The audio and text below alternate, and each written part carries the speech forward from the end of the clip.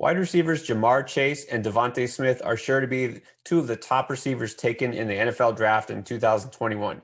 But who will go first? And more importantly, who's the better prospect for fantasy football? So let's start with Devonta Smith. You may know that for the fourth time ever as a wide receiver, he won the Heisman Trophy, capping off an amazing season. 1,856 yards, 23 touchdowns, and 117 receptions.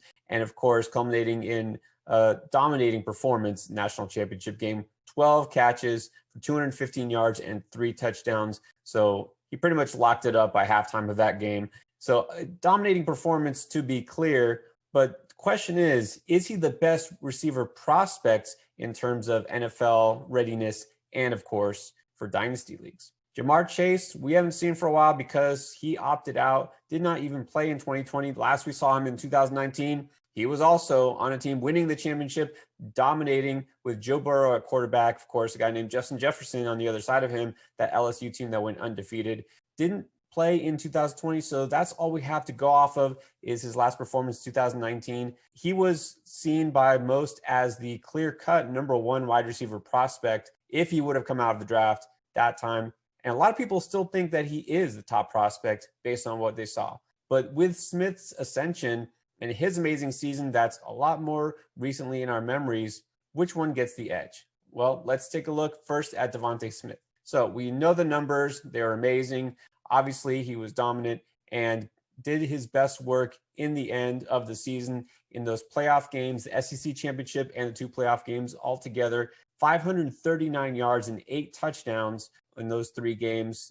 Did his best against the best competition. That's definitely something you want to see. You know, in Alabama, going against SEC competition, the spotlight was always on him, took over the game at times. Hard to do for a receiver, even for a team like Alabama that putting up points all season long. He didn't flinch against the toughest competition. The other thing that's encouraging about Smith is that unlike Chase with, a guy like Joe Burrow came out as the number 1 pick. And of course, he had Mac Jones, who is rightfully a possible first-round pick this year, maybe second-round pick, great quarterback too. But he did it with Mac Jones and Tua Tagovailoa, both at quarterback. He didn't rely on this one guy to be feeding him the ball. He thrived with both of them. So I think that somebody like Smith seems like he's already had a case of being able to adapt to a system where he's had multiple quarterbacks. Of course, Nick Saban runs a system in the offense that's a lot more similar to the pros than many. So Smith should be fine transitioning to the NFL. What are the issues, though? He's a little undersized for what you would call an alpha receiver. 175 pounds. He might bulk up a little bit, but still, this isn't somebody who's going to get by on his physicality.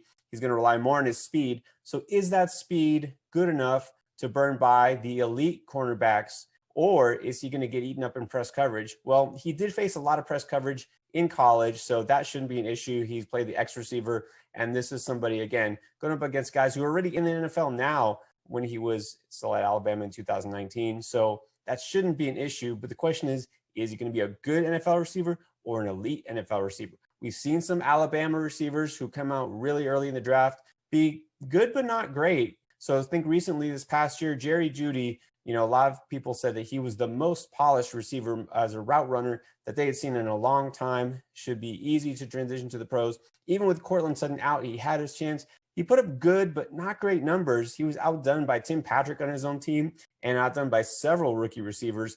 I know that the issue is, Drew Lock at quarterback. Obviously, that's a little bit tougher than some of the others who had more established quarterbacks. But still, Jeudy didn't immediately wow compared to some other guys. I mean, Kirk Cousins isn't a huge major step up at quarterback, and Justin Jefferson just broke rookie records at wide receiver. So there is a question about whether Smith is going to be a guy that's going to be good, great, or elite in the pro level. Now, let's talk about Jamar Chase. Also put up some monster numbers in 2019 when we saw him last. 84 catches, 1,720 yards, and 20 touchdowns. Led the way for that team, but actually wasn't even the leading receiver in terms of catches.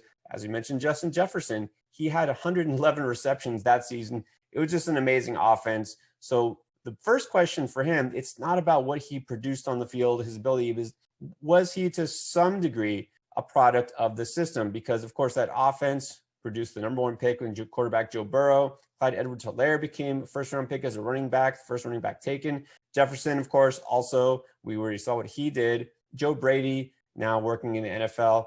So is Chase going to stand out individually enough now that he's going to be in a different situation? Of course, we have to ask, is there going to be some rust? Is that a problem? There's going to be several players who opted out, but he didn't have that year to grow and develop on the field like Devonta Smith did. So that's something to consider also. Now, also, Ja'Marr Chase doesn't possess what we would call an elite advantage in terms of size or speed. He's not a big physical guy, even though he uses his physicality a lot to make contested catches. That's probably the best thing about him is he uses his hands and his body very well to make a catch, even when he is covered.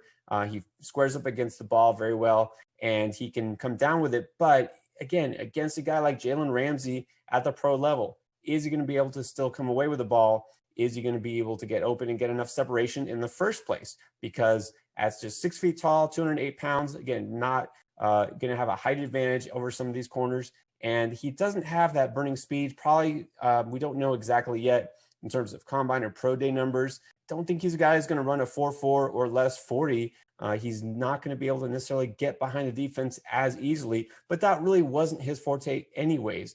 He isn't a guy who's just going to win on speed. He's not a Henry Ruggs, more like a Justin Jefferson, who's going to try to make separation with his route running and his skill and his knowledge of the game. That's something that will definitely give him an edge at the NFL level. But again, are we going to see somebody who is good or great? Are we going to see somebody who is like Jefferson or maybe sort of like a Tyler Boyd? All right, before we come to the verdict of which wide receiver you should target in dynasty leagues and who will make the better pro, don't forget to hit that subscribe button. Give us a comment too. Who do you think will be the better pro? Is it Devonta Smith or Ja'Marr Chase? All right, so let's break it down. Talk about who should be drafted first. In the real NFL draft, teams are going to have to make a choice. We should see at least one, if not both of these receivers go in the top 10. Got some wide receiver needy teams here, starting with the Dolphins at number 3. Now, knowing that the Dolphins are desperately in need of a wide receiver to complement with Devontae Parker, well, if Tua is the quarterback still, it only makes sense that it's Devonta Smith.